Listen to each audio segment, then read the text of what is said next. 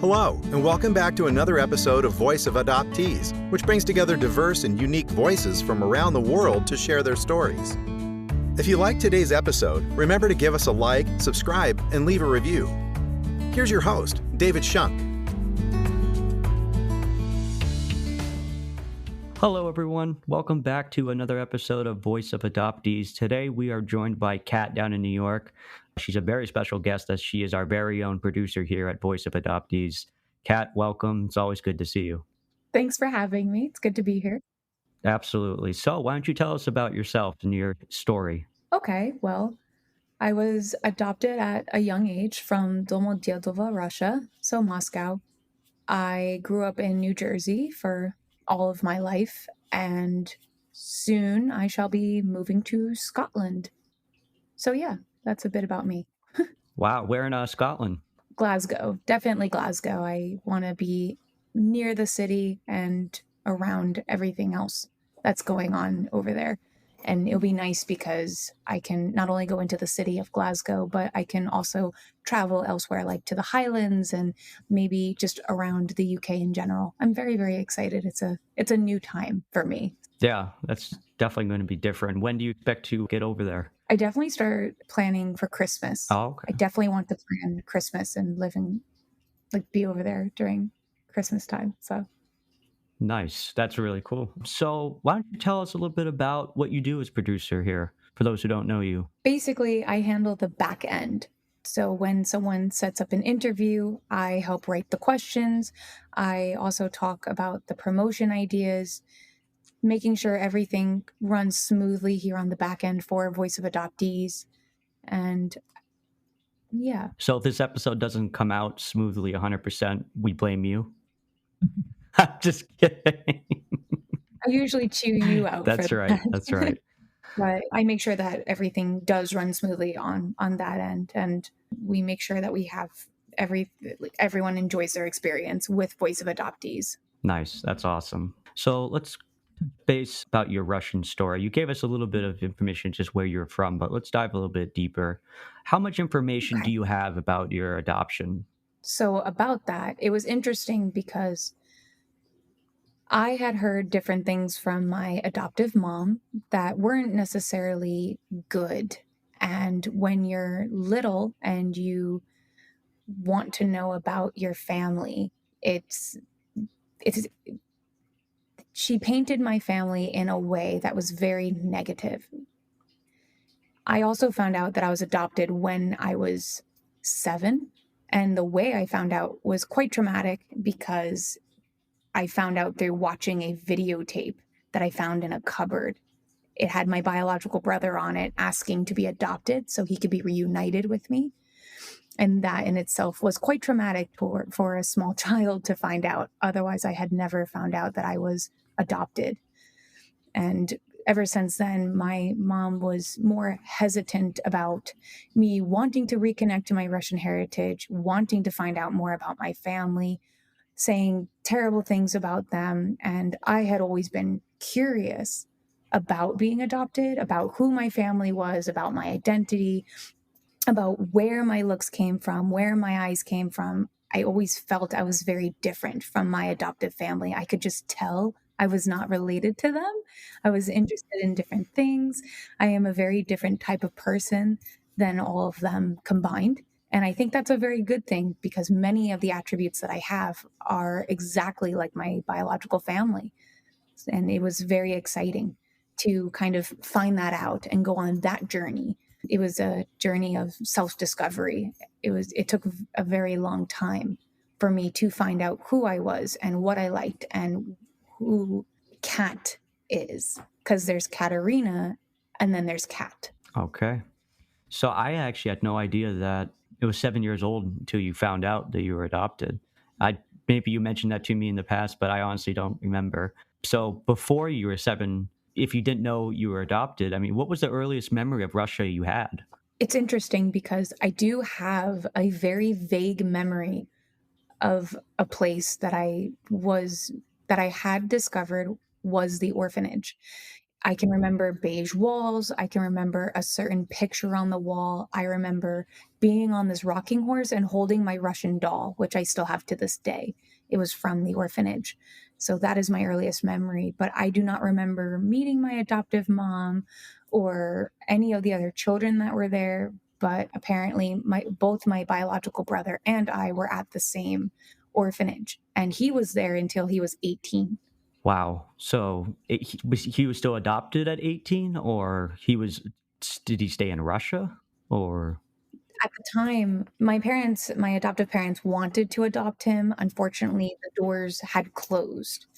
And by the time they had opened backed up, he was not up for adoption for some reason. They wanted to keep him in the orphanage. When he was 18, he was able to return home, was my understanding. He was reunited with my biological mother, who was there at the time. Oh, okay. Okay. So when you got this information and you started to figure out that you were adopted, what questions came to mind right away that you went to your mother about, your adopted mother about? I'm sure you had a million questions. Do you remember some of the questions that, came out first, I guess? I'll never forget, because when you find out that you're adopted, your whole world is shaken up. You question everything about yourself. You believe that everything is basically a lie. And if we look at ourselves like we're a mirror, we're broken. It breaks, right? So we're trying to pick up the pieces and put them back together and try to figure out who we are. The first question I had is, well, who are my real parents? Yeah. Did I have siblings? Because I didn't remember my biological brother at the time. I didn't understand. Then it moved from questions like that to, where do I get my eyes from? Is this where I get this part of my personality from? I enjoy different things that my family doesn't enjoy. Is that something that is from my biological family, sort of deal? I am interested and attracted to very specific things. Is it because of my biological family? I like certain drinks. Did my biological parents enjoy that? Who was my mom? Who was my dad? Who is my brother? What is Russia like? Questions like that really come to the forefront of your mind. Yeah. At first. When you go on with your life, as you grow and as you live your life, you start asking questions about other people, seeing that, for me, growing up, I was the only adopted child in my entire area. I felt very alone. I felt very isolated. I felt no one understood me. That was very difficult for me. So I started asking questions about, what about my life would be different? One, if I stayed in Russia, and two, if I was the biological child of my adoptive parents. How would my life be different as a whole? There was a time where I wished that I had not been adopted, because perhaps my life would have been better. Once I found my family, I realized how quickly that would not have been the case. I would have been struggling much harder than I am right now.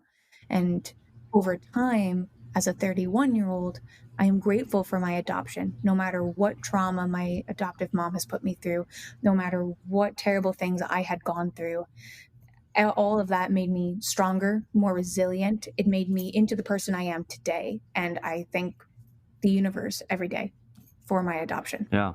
Well, definitely quite the journey from going from having all these feelings where at first it might be very negative, but then you realize it and you think about it and you grow and you realize how, in the end, it actually helped in some ways looking back, and that you're grateful. But it's hard at the time to, especially age, you have to take that into account.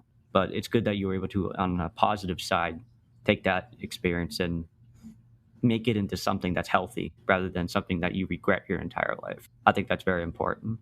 Definitely, because people are very afraid of things that they don't understand. They get upset over the fact that they don't understand it. It's not something that's instantaneous. When we're a child, we don't always understand the reasons why our parents say no to things, want us to be a certain way, whatever the case may be, put us through certain things. And when we're older, we look back at that and we either go, oh, they put me through that and I'm still upset about it. And we hold on to this anger, or we continue to grow in a different way and we let go of it, saying, they put me through that, but I needed to go through it in order to be the person I am today. And we take their negatives and we learn from them. We grow from them. We realize these are things that we do not want to do. And we do not want to continue the cycle. I certainly wanted to break it. Yeah. It didn't matter if it came from my adoptive mom or if it came from my biological family, like a generational trauma sort of thing. I knew I was going to break the cycle. I wanted something different out of life than the hardship and the anger that I had dealt with for 95% of my life. Have you ever, when you found this information right at 7, did you have negative thoughts and feelings towards your adoptive mother at the time? For example, did you kind of resent her? I did. I felt very betrayed. And I feel that is a very normal thing. It's normal to feel that way, where you feel anger is a secondary emotion. When we don't understand what we're feeling, our default is either to anger or sadness. So the first feelings that usually we feel is a sense of betrayal, because we feel that we were lied to throughout our existence, basically. And once we, again, grow older and we really start to unpack those feelings and why we felt that way, and we get to the root of what the issue is, then we can understand and we can grow from that. So I felt betrayed, but not only that, I felt used in a way. Sometimes parents like to adopt children for this sort of complex that they're on a white horse. Oh, look at me, I've saved this child. And there are times when I'm sure many of us who are adopted can feel that way. We don't necessarily feel it's out of like love or want. I definitely felt that way growing up. And again, it wasn't until my mom passed away recently that I understood that it wasn't for that reason. Parents don't always know how to, there's no book on being a parent. There's no, you know what I mean? Right. So I can understand, looking back as a 31-year-old, I can understand why she acted in certain ways, because she didn't know how to. She didn't know how to showcase her love properly. Sometimes when you're too strict as a parent, it comes off not only as overbearing, but as controlling. And that pushes away your adoptive child because they won't understand it. Right. And as the parent, all you want to do is try and protect them. And it's not always translated properly. So, how was your relationship with your adoptive mother? How did it change throughout the years? Or did it change? It did change. In the beginning, it was on and off tumultuous, because I did not understand her. To this day, I can sit here and say there were things that she did that I did not understand. I was very close to my father, my adoptive father. I was so close to him. We had a great, great, great relationship, the two of us. And it was because he was the opposite of how she was. She was very controlling. She was very, very much a worrywart. He was not that way. He wanted me to go through life, make my mistakes, and learn from them. She would rather me not make any mistakes and be perfect. Right. So our relationship was on and off. The way my dad would explain it was, the two of you are like cats and dogs when you get together. But we were fighting because she wanted it a certain way, I wanted it a different way. And again, after her death, I just feel that the way that I am, she raised a really solid child. And because of that, I can continue forward knowing that I'm going to do the right thing. I'm going to make her proud. I'm going to use the strength and resilience throughout my life and make myself stronger. And I have her to thank for that. And at the end of our relationship, it was bittersweet. It was a bittersweet moment. And I feel that even though I don't always acknowledge it, I do feel that I am close to her. Yeah. In a lot of different ways. There's a lot of her that is in me. And I'm very grateful again. Yeah, absolutely. So when you look at being from Russia, right, and growing up, and I like to always touch about everyone's kind of like childhood years a little bit. were you ever bullied or treated any differently because you were adopted, or did people think it was cool? Kind of like, what was your experience with that with other children? Well, growing up, I went to a Catholic school. Oh, So we can touch on that a little bit. sure. In the Catholic school, I was the only adopted child, like I had said. Yep. And there's a lot of this stigma that when you're adopted, you're one orphaned, which is not necessarily true. Not all adoptees are orphans, and not all orphans are adoptees. And with children can be quite mean. They didn't understand what adoption meant. People think that when you're adopted, it's because one, you're orphaned, or more likely that you just were not wanted. So I got a lot of that kind of rhetoric growing up where, oh, you weren't wanted, so why would we want to be your friend? Because you were given up by your family, you weren't wanted, so we don't want to be friends with you either. I had a lot of abandonment issues because of it. I was a people pleaser. I really wanted people to like me. I wanted friends so desperately. I'll never forget it. I stole money from my mom, which obviously I got a hand for. I stole a lot of money from my mom just to buy pretzels, just to give out to people because I wanted them to like me. It was about $200 worth of pretzels for like a sixth grader. It was a lot. And at the time, mom was mad at me for obviously stealing, but she didn't see that I was just trying to do whatever it took to be friends with people. And I think that's also something that's very common. Another thing that my mom would make the comment about how I messed up my own childhood. I don't necessarily agree because you cannot blame, and I want all adoptees to hear this, because it is not your fault that you feel these things. It is not your fault that you have any of these issues, quote unquote. I don't see them as issues. I see them as works in progress. If you were the type of person who was like me growing up, you're going to know that you wanted friends so desperately, but once you had those friends, you didn't trust them enough to stay. So you would do these things that are unconscious and you would push them away.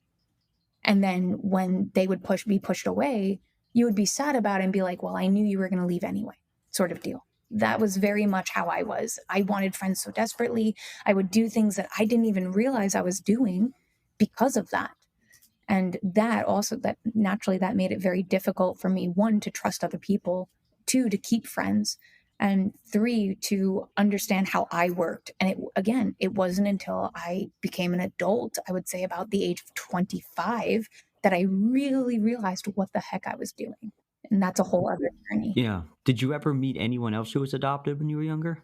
Not when I was younger, but once I hit my teens and I went into public school, I was able to meet not only someone who was adopted, but also other people who were Russian. I had a Russian teacher in the school, and she had a son. It was nice because there were other people from Russia who was part of my heritage, even though at that time I did not speak Russian. I was not allowed to learn Russian growing up. So I learned Spanish instead, which I wish I had really pushed forth and tried to learn Russian more, really tried to maintain my heritage. But it is something I definitely will push for my children. Yeah, they can be your translator then. Right, exactly. So, Well, I'm sorry, go ahead. it was always interesting because when I would meet other Russians, they would look at me kind of funny, and not just in my town, but throughout college, throughout my life, people who I didn't know who were from Russia, I would say, I'm from Russia too. And they would look at me and be like, no, you're American. And I always felt a way about it because in my mind, I'm 100% Russian. I was born in Moscow. I have the attitude and the mentality of a Russian. Like, I'm as Russian as it gets. I'm more Russian than my adoptive grandmother who was born in Belarus. Yeah, I heard you're pretty stubborn too. Personal experience. I'm stubborn and I know what I want. I go after it and I keep people in check, you know? I also do enjoy the stereotypical vodka, but that's a whole other thing. You know, I'm poking fun at myself. But yeah, and it's that's also a reoccurring theme of my life. I'm too American to Russians, and I'm too Russian to Americans. Yep. Heavy eye roll. Yeah. That seems to be a good trend with a lot of Russian adoptees. They say the same thing, especially when they get really excited as they get older. They want to associate themselves with their original, beginnings, their original culture. And everyone's so excited to jump up and down and say, oh, look at me, I'm Russian. And then, they're all looking at you going, all right, well, you don't speak any of the language. You don't celebrate the holidays. You don't cook the food. So I'm sorry, how are you Russian again? Right. And I think that's an interesting point. That's always such an interesting point when I hear it, because this is not just something that's for Russian adoptees, but it's for many, many adoptees who are adopted at a young age, where there's this limbo of not knowing where to place themselves, because they want to they want to embrace their heritage, but also they're being rejected by their very heritage at the same time. And there's many, many other adoptees who understand and relate to that experience. It all goes back to kind of your self-identity and your self-worth. I definitely had extreme self-worth problems growing up, and they're things that I still cope with. And I mean, even for me, I had not only the self-worth issues from my adoptive mom, which also made me very much stronger, because now in this moment, I know exactly who I am. Right. Maybe I wouldn't have known that had she not been a certain sort of way.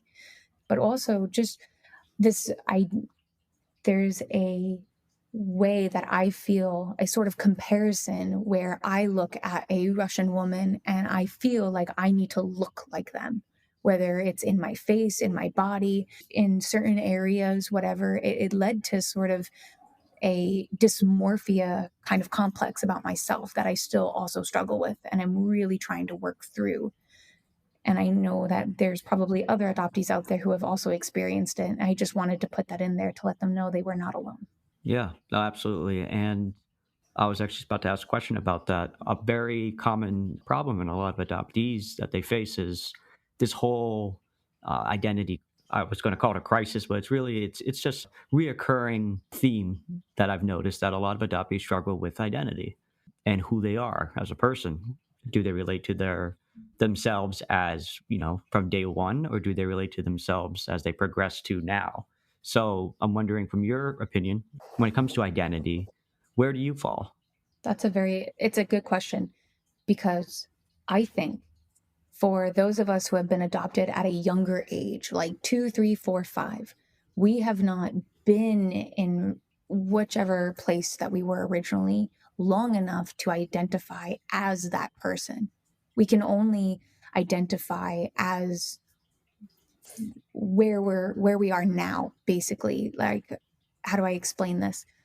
John Locke says from birth, we are immediately influenced by everyone around us. There's no necessarily original version of ourself that is not influenced. And I can understand that. This is how I look at it. Even from a young age, I was influenced.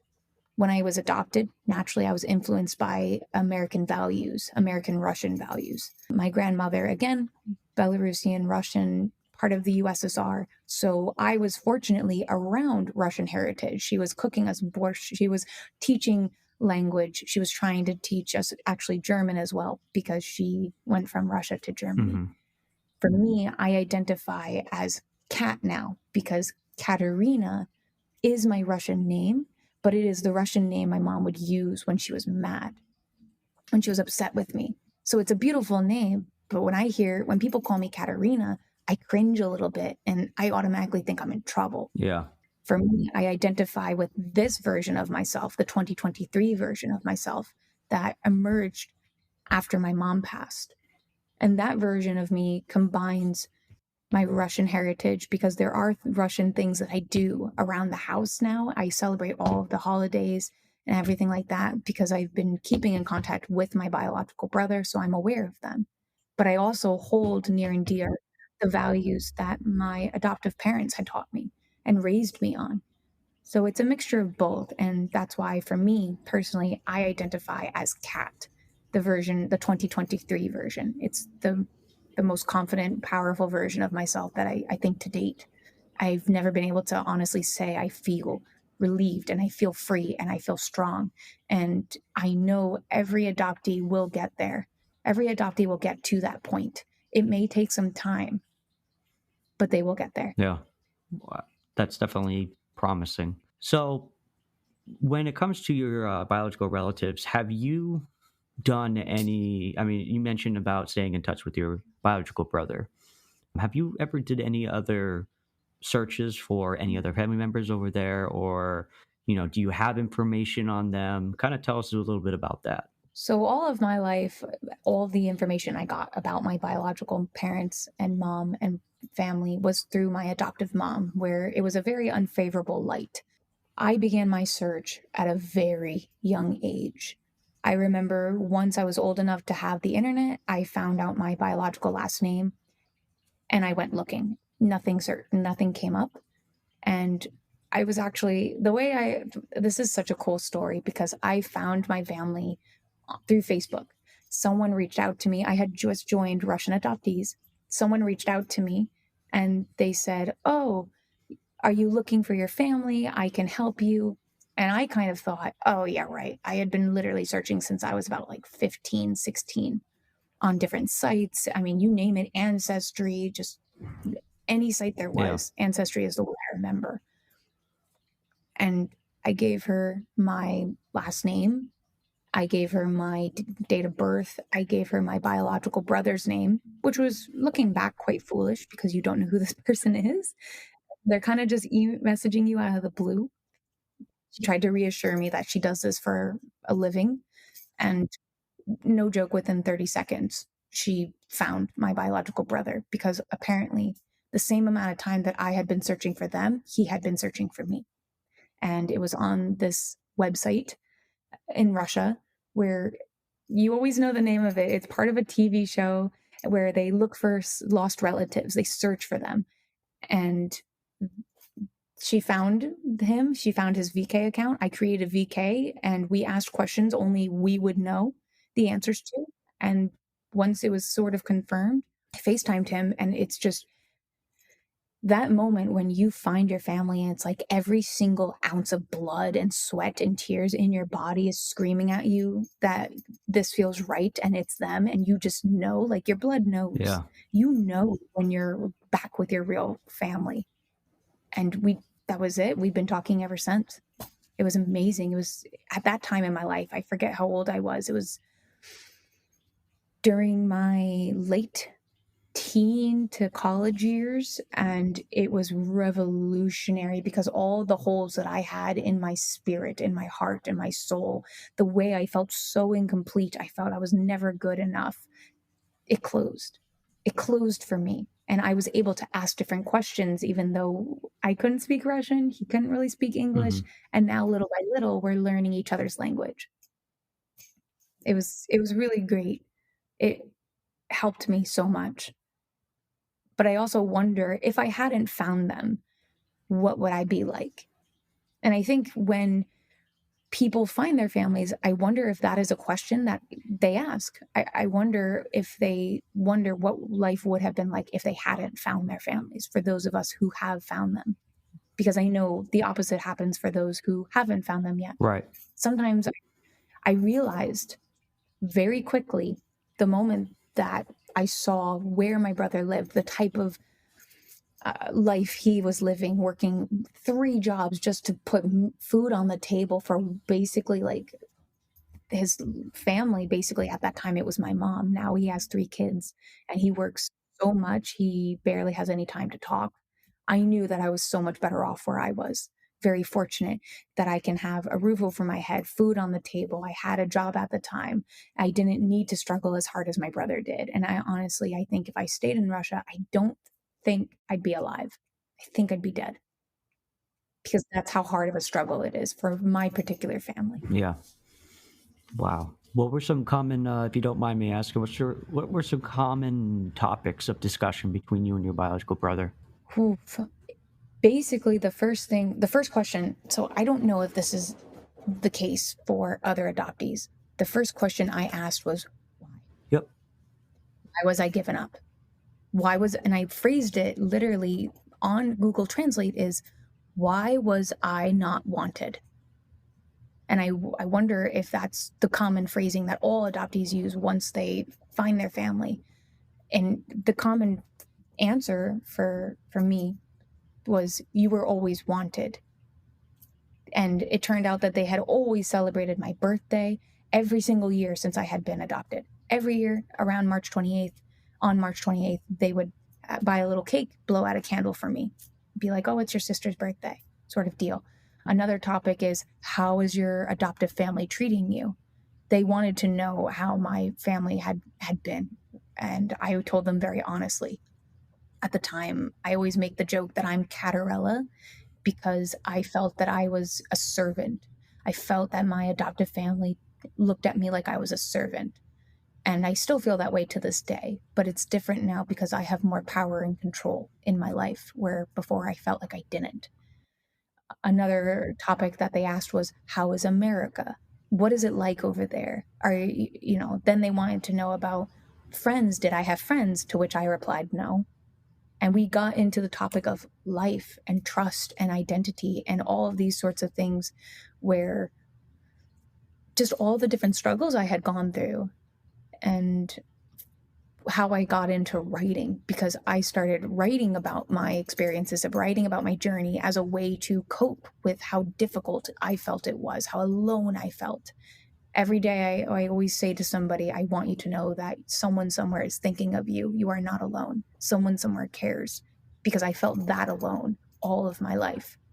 That was a common topic of discussion for us, because I needed to know how much I missed them. I needed to know how much I wished they were in my life. And now, thankfully, they are. And it's great. Have you been back to Russia? No, I don't think I plan on going. For me, I personally don't want to go to Russia. I guess there's this common fear that once you, as a Russian adoptee, go back to Russia, there's this misconception that you will not be let out of Russia. I think for me, it's not that. It's more about the guilt I would feel leaving my biological family, because I know how hard they're struggling.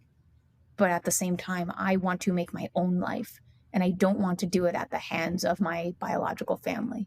I think there's a lot of fears that I can talk about, not just from the adoptee perspective, but from the parental adoptee perspective, where my mom was always terrified that I was going to choose my biological family over them. Yeah, that's very common. Right. And this is something that adopted children don't understand at all, and they don't want to hear about, but they have to. It's important. It's important to at least hear, because adoptive parents give up a lot. They go through so much.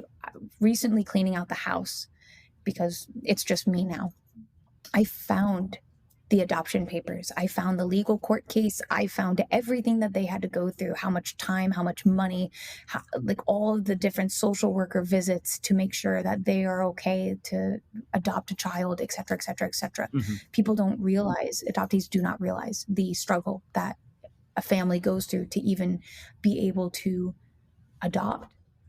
And I think also, once I realized that, it also reaffirmed like who I am as well, where I was wanted by not just one set of parents, but two. I was wanted by my adoptive parents and my biological mother at the time. For me, there was such an overabundance of love going on. And sometimes we, as the adoptee, we have to go through a journey of hurt and pain in order to understand that. And we have to come into our own. And once we do, we are not only more sure of ourselves, but we're more sure of our journey and why we took the journey we did. Wow, that's a big eye opener right there. Jeez. Yeah, wow. No, that's very well said. So, what do you think an adoptee struggles with as they get older, when they're facing their adoption years ago? I mean, we already touched upon the fact that, we're going to see things differently when we're younger, and as we get older, we look back and we try to comprehend it more. And you mentioned you didn't really start to grasp it until end of high school, college years. As we get older, what do you think we're going to think about next about being adopted? I can only speak through my experience. So what I think is I want to, for me specifically, and I'm not sure about other adoptees, but I want to take the bad from my adoptive parent and learn from it. I think if there is something that we should focus on, it is that as adoptees. I do not believe that it is good to live your life in anger and in hurt. Anger is the secondary emotion because what you're feeling is hurt, betrayal, abandonment, lack of confidence, identity crisis, or not necessarily crisis, but Yeah, issues with you're identity. Yeah. feeling lost, right? You feel lost. You feel like you can't trust others. Then you feel like you can't trust yourself. You don't know where you fit in. And for me, it's more about when you're older, it's about asking yourself, not who was I? Who do I want to be? Who am I right now? Those are the questions. Because I look at my life where I see everything I've been through, and I every time I tell my story, people ask me like why I'm alive. How did I survive all that?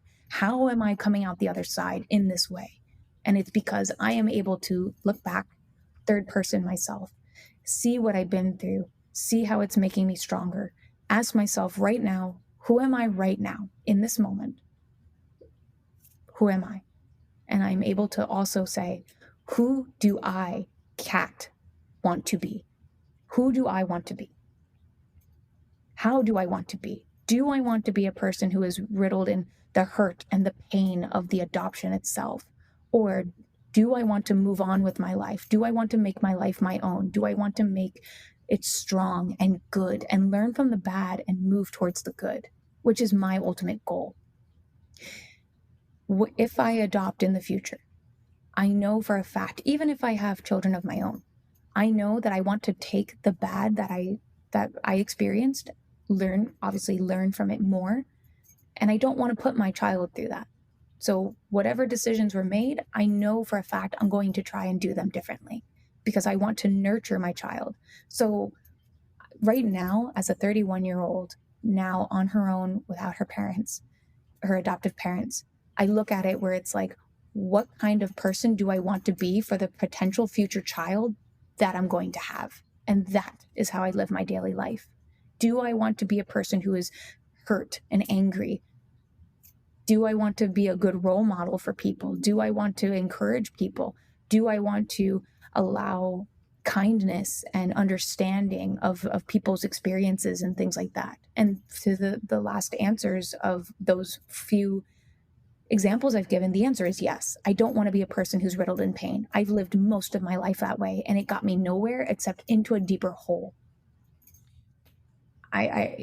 With depression, I've experienced a lot of that. I lived most of my life in depression. And the way I can only describe my journey to people is I walked through a tunnel. It's dark. I can't see anything. There's a light at the end.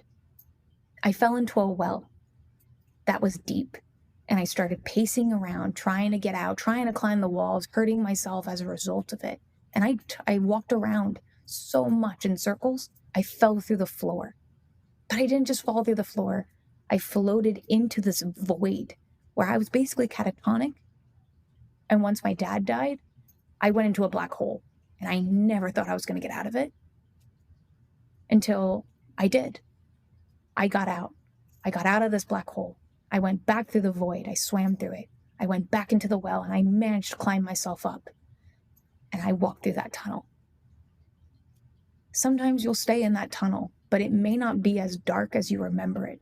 Maybe there will be a little bit of light because you have someone guiding you. That's me. I may still be in the tunnel. I may still, I've been in the dark for so long that I can see. I can see in the dark. And when the light hits, it's usually pretty blinding. So for me, I want to act as a light for other people so that they can walk through their darkness and know they're not alone. For adoptees, who do you think is the best kind of, I guess you could say, guide toward navigating these types of struggles? Would you recommend talking to other adoptees, self-reflection, therapy, all the above? Or I guess, what are some different coping mechanisms that you would suggest to other adoptees? For me, what worked, I tried therapy. It didn't necessarily work for me. Now, that's not to say that it's not going to work for everyone, but I recommend it. It is okay if you do not go with the first therapist of your choice. It's okay. You can go and see like 5 different therapists until you find the one that is right for you. For me, I was alone. I had to self-reflect. I got here to where I am today by myself, by my own bootstraps, by my own will. And that's really a testament to myself. I've healed myself through all of the trauma that I have been through. I really recommend talking to other adoptees because, and this is why this podcast is really beautiful, because when other adoptees hear certain things, they feel less alone. They start to heal. But remember, the first step to healing is to want to heal. And that comes from you, the adoptee. You have to want to heal, to want to move forward with your life in a positive way. That's step number 1. If you want to start talking to other adoptees, there are plenty of groups out there that will definitely facilitate that need. And if you feel that you would like more professional help, I definitely recommend going to a counselor, or a therapist, psychologist. Maybe there are psychologists who specialize in adoption therapy, things like this, because that's where I wanted to go. Unfortunately, it's so expensive. I can't necessarily do it. Yeah. But I've been helping adoptees for a very long time, talking with them, treating it like it's a therapy session, a counseling session. And it is always my hope to do good, to help them, to at least help them begin that journey of self-reflection, because without self-reflection, you can't get to the other steps. Wow. Yeah. So I have one more question for you. I always like to end every single interview with our guests, as you well know, because you probably made me do it. I always ask, if you could give any piece of advice to our listeners today, what would it be? Take your time. Take your time throughout your processes. Know that you are doing a great job. Know that someone somewhere is thinking of you. Someone somewhere in the world cares about you. Someone somewhere is proud of who you are, where you've been, where you are now, and where you want to be. If someone somewhere is proud of you, take that time to be proud of yourself and know that you are loved. Beautiful words from Kat down in New York. Thank you so much, Kat, for taking the time today to speak with us. Again, she's our producer here at Voice of Adoptees, and as you can tell, she's doing an awesome job. We really enjoyed having her today.